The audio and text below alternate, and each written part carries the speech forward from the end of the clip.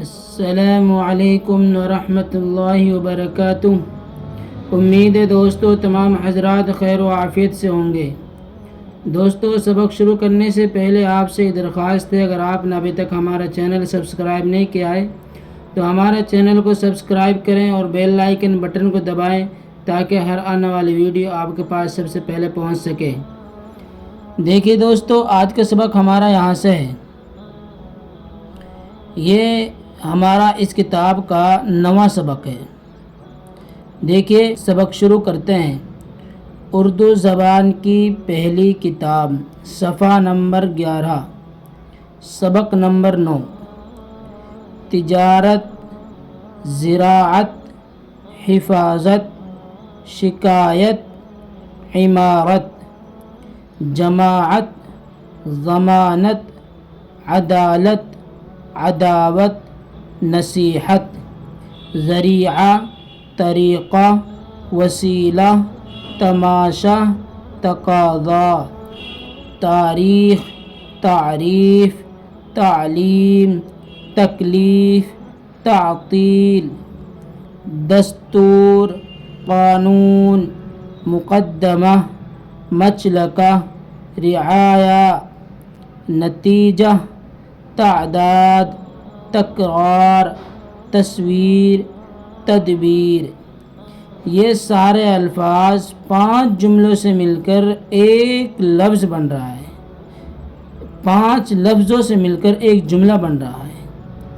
یہ سارے الفاظ 5 لفظوں سے مل کر ایک جملہ بن رہا ہے۔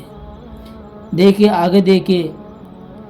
زراعت کا طریقہ، زراعت کا طریقہ، تجارت کی ضرورت، تجارت کی ضرورت، عداوت کا نتیجہ، کیا ہے؟ عداوت کا نتیجہ، عدالت نے مقدمہ کے فیصلہ کی تاریخ مقرر کی۔ دھیان سے سنیے۔ عدالت نے مقدمہ کے فیصلہ کی تاریخ مقرر کی۔ عدالت کے سبب سے رعایا کا مچلکا لیا گیا، کیا ہے؟ عدالت کے سبب سے رعایا کا مچلکا لیا گیا۔